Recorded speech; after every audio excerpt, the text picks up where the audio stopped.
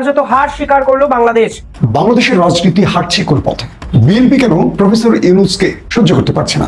ফের নিজের বিপদ নিজেই বাড়ালেন বাংলাদেশের অন্তর্বর্তীকালীন সরকারের প্রধান উপদেষ্টা মোহাম্মদ ইউনূস। এদিকে বিভিন্ন ইস্যুতে বাংলাদেশের উপর কঠিন প্রভাব পড়ছে। ডক্টর ইউনূসের সিদ্ধান্তে দেশের নতুন পরিস্থিতি তৈরি হয়েছে। হিমশিম খাচ্ছে বাংলাদেশের মানুষ। সবকিছু দেখতে পারবেন এই সম্পূর্ণ প্রতিবেদনে। যদি আপনি বাংলাদেশে 5টি সিগন্যাল দেখতে পারেন তাহলে জানবেন যে আওয়ামী লীগ খুব শীঘ্রই ব্যাক করবে। 5টি সিগন্যাল, এই 5টি সিগন্যালের উপরে ভর করে কিন্তু আওয়ামী লীগ ফিরবে। তো 5টি সিগন্যাল কি কি? আসিফ নজরুলরা বাংলাদেশকে কোথায় নিয়ে যাচ্ছেন, এটি সবচেয়ে বড় প্রশ্ন। আসিফ নজরুলরা বাংলাদেশকে যে জায়গায় নিয়ে যাচ্ছেন, আসিফ নজরুলদের জন্য বাংলাদেশ, আগামীর বাংলাদেশ কতক্ষণ? এই দিন নয়, আরো দিন আছে। এই দিনেরে নিয়ে যাবে ওই দিনেরও কাছে। আওয়ামী লীগ ফিরে আসা, স্বাধীনতা মুক্তিযুদ্ধের চেতনা ফিরে আসাটাকে আপনারা দিনকে দিন সহজ করে দিচ্ছেন। সাধুবাদ আপনাকে। আসসালামু আলাইকুম দর্শক, নতুন একটি নিউজে আপনাকে স্বাগতম। ইতিমধ্যে আমরা দেখতে পাচ্ছি ডক্টর ইউনূসকে কেন্দ্র করে নানান চাঞ্চল্যকর তথ্য সামাজিক যোগাযোগ মাধ্যমে আসে। আপনারা জানেন বাংলাদেশ কিন্তু বিভিন্ন সময় বিভিন্ন তুপের মুখে পড়ছে। শেখ হাসিনা পতনের পর থেকেই দেশের মধ্যে অনেক আন্দোলন হচ্ছে, আন্তর্জাতিক অনেক চাপ বাংলাদেশের মধ্যে আসে। ইতিমধ্যে আমরা দেখতে পারি যে বিএনপি এবং ডক্টর ইউনূসের মধ্যে একটা সংঘাত চলতেছে। মানে বিএনপি চাচ্ছে ডিসেম্বরের আগে নির্বাচন হোক, আবার ডক্টর ইউনূস চাচ্ছেন, মানে ডক্টর ইউনূস বলতেছেন যে একমাত্র বিএনপি চাচ্ছে নির্বাচন হোক, আর বাকি দলগুলা নির্বাচন চাচ্ছে না, তারা সংস্কার চাচ্ছে এবং ডক্টর ইউনূসকে 5 বছর কমাতে যাচ্ছে।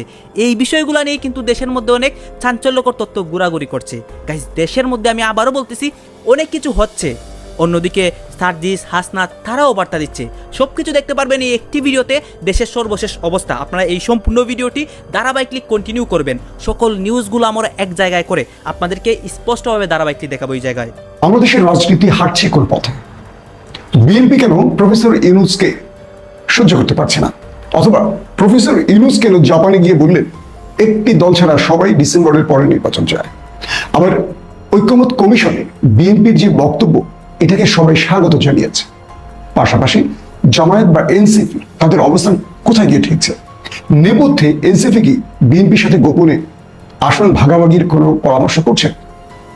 পাশাপাশি বিএনপিকে আওয়ামী লীগের শূন্য স্থানে দেখতে পাচ্ছেন আমার দেশ সম্পাদক মাহমুদুর রহমান। বিএনপি তার বিগত জনপ্রিয়তা কি হারাতে বসেছে? দেশের মানুষের পারসেপশন কি?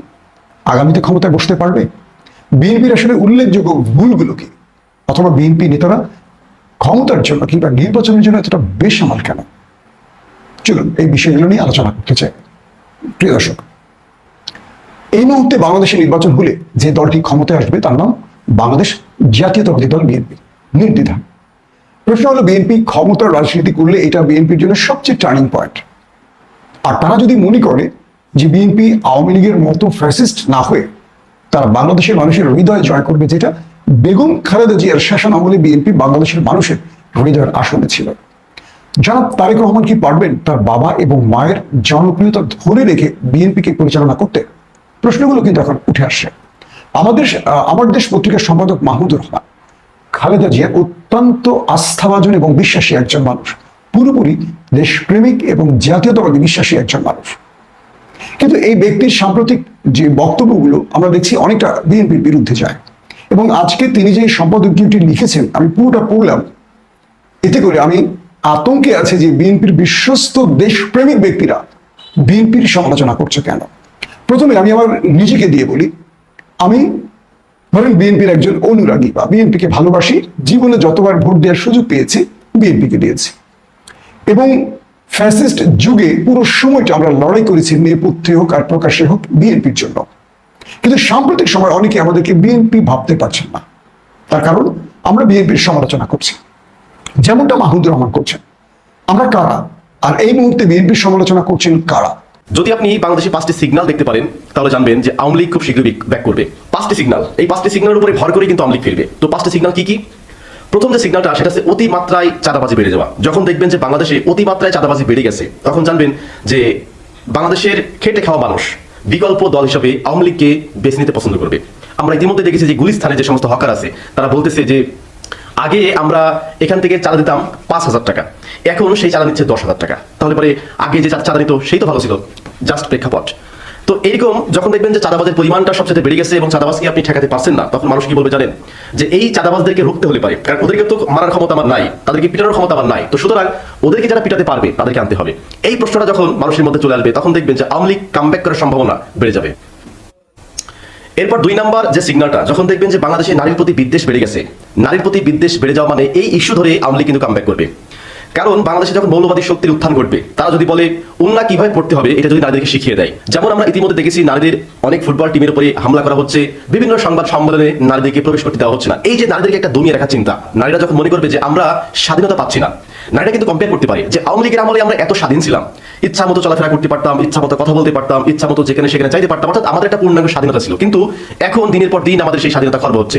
এই দেশে কিন্তু নারীদের একটা হিউজ পরিমাণ ভোট ব্যাংক, এই ভোটটা তখন আওয়ামী লীগ ক্যাপচার করার চেষ্টা করবে। আওয়ামী লীগ এইটা বোঝানোর চেষ্টা করবে যে আমরা যদি ক্ষমতায় আসি তোমরা স্বাধীনভাবে চলাফেরা করতে পারবা, আমরা যদি ক্ষমতায় আসি তোমরা ফুটবল খেলতে পারবা, হকি বল খেলতে পারবা, তোমরা তোমাদের স্বইচ্ছায় কর্মসংস্থান করতে পারবা, তোমরা এগিয়ে যেতে পারবা। তোমাদের এগিয়ে যাওয়ার পথে যদি কেউ বাধা হয়ে দাঁড়ায় তার ঠ্যাং আমরা ভেঙে দেবো। এবং আওয়ামী লীগের এই প্রতিশ্রুতি কিন্তু নারীরা বিশ্বাস করে, কারণ তারা আওয়ামী লীগের শাসনামল দেখেছে, তারা স্বাধীন ছিল। তো সুতরাং যখন দেখবেন যে বাংলাদেশের নারী বিদ্বেষী সংখ্যাটা বেড়ে যাচ্ছে, এই ইস্যুটাকে কেন্দ্র করে আওয়ামী লীগ ফিরে আসার সম্ভাবনা অনেক কিন্তু বেশি। এরপর 3 নাম্বার যে সিগন্যালটা দেখলে আপনি বুঝতে পারবেন যে আওয়ামী লীগ কামব্যাক করতে পারে, সেটা হচ্ছে মৌলবাদী শক্তির উত্থান ঘটলে পারে। যেমন আমরা দেখেছিলাম যে এই যে 8 আওয়ামী লীগ কেন ক্ষমতায় আসে, এর কারণ এর আগে বাংলা ভাইয়ের জন্ম হয়। মানে তখন মৌলবাদ শক্তি এত অধিপত্য ছিল যে তাদের কথার বিরুদ্ধে গেলে পারে আপনাকে বিভিন্ন রকমের ফতোয়া দিয়ে বা বিভিন্ন রকমের তকমা লাগিয়ে আপনার জীবনটাকে শেষ করে দিবে। যেখানে সেখানে আপনার উপরে হামলা করতে পারে, তৌহিদি জনতার নাম দিয়ে আপনার উপরে হামলা করতে পারে। এই যে একটা উগ্রবাদী শক্তি বা যেটাকে আমরা বলতে পারি মৌলবাদ, এই মৌলবাদ যখন মাথা চাড়া দিয়ে উঠবে, এইটার উপরে ভিত্তি করে আওয়ামী লীগ কিন্তু কামব্যাক করবে। কারণ আওয়ামী লীগ সবসময় এইটা বোঝানোর চেষ্টা করে যে মৌলবাদ শক্তি দমনের জন্য আমাদের কোনো বিকল্প নেই।